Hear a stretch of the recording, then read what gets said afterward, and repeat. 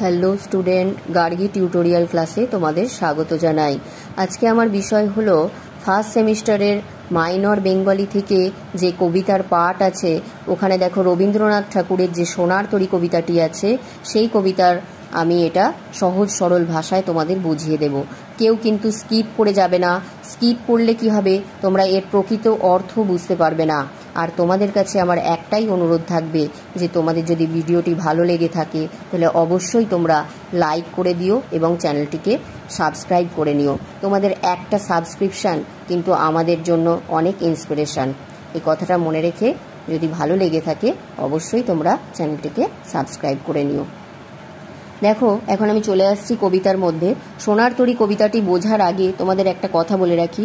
সোনার তরী কবিতাটি রচিত হয়েছিল বাংলার 1298 সালের ফাল্গুন মাসে। এটি রবীন্দ্রনাথের সোনার তরী যে কাব্যগ্রন্থ আছে তার মধ্যে যে কবিতাগুলো আছে, শ্রেষ্ঠ কবিতা হচ্ছে সোনার তরী কবিতা। এই কবিতাকে কেন্দ্র করেই তিনি এই কাব্যগ্রন্থের নাম দিয়েছেন। চলো এবার আমরা লাইন ধরে এই কবিতার মানেটা বুঝবো। দেখো, এখানে বলছে প্রথম স্তবকে, গগনে গরজে মেঘ ঘন বরষা, কুলে একা বসে আছি নাহি ভরসা, রাশি রাশি ভাড়া ভাড়া ধান কাটা হলো সারা, ভরা নদী খুঁড়ো ধারা খর পরশা, কাটিতে কাটিতে ধান এলো বরষা। তাহলে এখানে কবি বলছে একটা বর্ষার দিনের কথা বলা হচ্ছে। কবি পদ্মা নদীর তীরে একা বসে আছেন আর দেখছেন ডুবে যাওয়া চর থেকে চাষিরা ধান কেটে নিয়ে যাচ্ছে। বর্ষার নদী পূর্ণ হয়েছে, ধান কাটা শেষ হতে না হতেই বর্ষা এসে গেল। দ্বিতীয় স্তবকে দেখো বলছে, একখানি ছোট ক্ষেত আমি একেলা, চারিদিকে বাঁকা জল করিছে খেলা, পরপারে দেখি আঁকা তরু ছায়া মসি মাখা, গ্রামখানি মেঘে ঢাকা প্রভাত বেলা, এপারেতে ছোট ক্ষেত আমি একেলা। দেখো, এখানে বলছে একখানি ছোট ক্ষেত, যেটা একটা ছোট ক্ষেতের বর্ণনা দেয়া হচ্ছে। এখানে কবি একা বসে আছেন এবং তার চারপাশে ক্ষেতের মধ্যে জলগুলো ঢুকে গিয়ে বাঁকাভাবে খেলা করছে এবং পরপারে মানে ওপারেতে কবি দেখছেন একটা গ্রাম, যে গ্রামে গাছপালাগুলো ভর্তি হয়ে আছে এবং গাছপালার ওপরে একটা মেঘে ঢাকা একটা ছায়ার মতো দেখাচ্ছে, যেটা একটা মসি মাখা মনে হচ্ছে। মসি মানে হচ্ছে কালির সাথে তুলনা করেছেন ওই মেঘে ঢাকা অংশটাকে, ছায়ার মতো অংশটাকে কালির সাথে তুলনা করেছেন। তৃতীয় স্তবকে দেখো বলছে, গান গেয়ে তরিবে কে আসে পারে, দেখে যেন মনে হয় চিনি উহারে, ভরা পালে চলে যায় কোনো দিকে নাহি চায়, ঢেউগুলি নিরুপায় ভাঙে দুধারে, দেখে যেন মনে হয় চিনি উহারে। এরই মধ্যে যখন কবি বসে আছেন, এমনই সময় দেখছেন তরি নিয়ে কি করবেন বুঝতে পারছেন না, তার ধানগুলো নিয়ে যখন বসে আছেন ক্ষেতের পাশে, সেই সময় মনে হচ্ছে যে একজনকে দেখতে পাচ্ছেন যে তরি বেয়ে নিয়ে আসছে যে মাঝি। হঠাৎ করে তাকে দেখে কবির মনে হচ্ছে তাকে যেন কবি চেনেন, কিন্তু কবিকে কিন্তু তিনি চেনেন না। কোনো দিকে সে তাকাচ্ছে না, সে নিরুপায়ভাবে ঢেউগুলো ভেঙে ভেঙে এগিয়ে যাচ্ছে, এই রকম অবস্থা তার মনে হচ্ছে। কবির দিকে তিনি তাকাচ্ছেন না। এবার চতুর্থ স্তবকে দেখো কি আছে,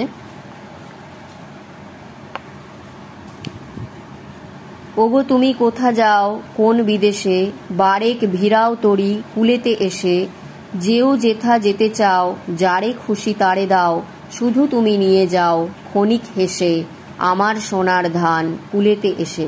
কবি তার কাছে কাতর কণ্ঠে মিনতি করছেন যে তুমি একবার তোমার তরিটি কুলেতে এসে ভিড়াও এবং আমার কাছে যা আছে, যা কিছু আছে সমস্ত কিছু তুমি নিয়ে যাও। কেন বলছে?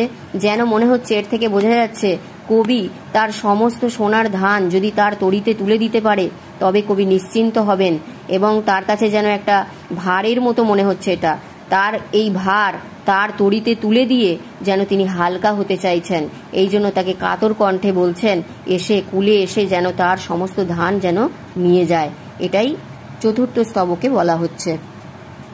পঞ্চম স্তবকে দেখো বলা হচ্ছে, যত চাও তত লও তরণী পরে, আর আছে আর নাই দিয়েছি ভরে, এতকাল নদীকূলে যাহা লয়ে ছিনু ভুলে, সকলই দিলাম তুলে থরে বিথরে, এখন আমারে লহ করুণা করে। এই সমস্ত ধান যখন তুলে দেওয়া হলো তখন জিজ্ঞাসা করছে আর কি আছে? বলল না, আর নেই, আমার কাছে যা ছিল সমস্ত কিছু আমি তরণীর মধ্যে তোমার তুলে দিয়েছি, এবার তুমি দয়া করে করুণা করে আমাকেও আমার ওই সমস্ত সামগ্রীর সাথে, ধানের সাথে আমাকেও নিয়ে নাও। কিন্তু তারপর কি বলছে দেখো ষষ্ঠ স্তবকে, ঠাঁই নাই ছোট সে তরি, আমারই সোনার ধানে গিয়েছে ভরি, শ্রাবণ গগন ঘিরে ঘন মেঘ ঘুরে ফিরে, শূন্য নদীর তীরে রহিনু পড়ি, যাহা ছিল নিয়ে গেল সোনার তরি। বলার সাথে সাথেই মাঝি তাকে জানিয়ে দিল, এই তরিতে আর ঠাঁই নাই, ছোট আমার তরি, তোমার যত সোনার ধান ছিল তাতেই ভরে গেছে আমার তরি, তোমাকে নেওয়ার মতো কিন্তু আমার আর জায়গা নেই। এই বলে তরণীর মাঝি তাকে প্রত্যাখ্যান করে চলে গেল। অর্থাৎ এখানে রবীন্দ্রনাথ একটি সুন্দরভাবে বুঝিয়েছেন, ব্যাখ্যা দিয়েছেন আমাদের যে সমাজ ব্যবস্থা, সেখানে আমাদের যে কর্ম আর কর্মীর মধ্যে, অর্থাৎ সৃষ্টি আর স্রষ্টার মধ্যে যে একটা কে যে বড়, কার যে কি দাম, সেইটাই তিনি এখানে বলতে চেয়েছেন। তোমরা ভালো করে মন দিয়ে শোনো, আমি ব্যাখ্যাটা করছি, বুঝে নাও। এই কবিতার মধ্যে আসলে কিন্তু রূপকের মাধ্যমে কবি এই রূপক অলঙ্কারের মাধ্যমে সমস্ত কবিতাটাকে বুঝিয়েছেন। অর্থাৎ এখানে একটি অন্তর্নিহিত অর্থ আছে, আবার একটি বহির্গত অর্থ আছে। মানে একটা কথার দুটো করে মিনিং আছে। এর দ্বারাই তিনি রূপক অলঙ্কারের দ্বারাই এই সমগ্র কবিতাটাকে ব্যক্ত করেছেন। কোথায় কোথায় রূপক কবিতার তিনি রূপক অর্থ ব্যবহার করেছেন দেখো বলছি। যেমন তিনি বলেছেন এখানে কৃষক হলো মানুষের প্রতীক। কৃষক কিন্তু কৃষক নয়, কৃষক হচ্ছে আসলে মানুষের প্রতীক। আর কৃষকের ক্ষেত হলো আয়ুর দ্বারা সীমাবদ্ধ মানব জীবন। আর পদ্মার স্রোতকে তিনি কাল স্রোত বলেছেন।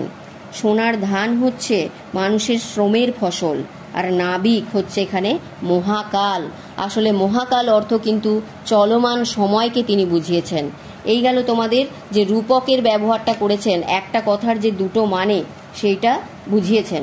এছাড়া দেখো আরও কবি ব্যাখ্যা দিয়েছেন, সেটা আমি বলছি। দেখো কবি এখানে সৃষ্টি আর স্রষ্টার মধ্যে কে বড়, তা কার দাম বেশি, কর্ম না কর্মীর, এটাই তিনি বুঝিয়েছেন।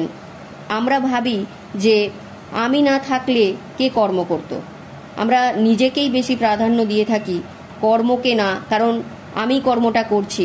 কিন্তু রবীন্দ্রনাথ বলেছেন যে কজন কর্মীকে আমরা মনে রাখি, বিশ্বের লক্ষ কোটি কর্মী বীরের যে কাজকর্ম সেগুলো তো তারা দিয়ে গেছে, সেই সমস্ত কর্মবীরকে কি আর আমরা মনে রেখেছি?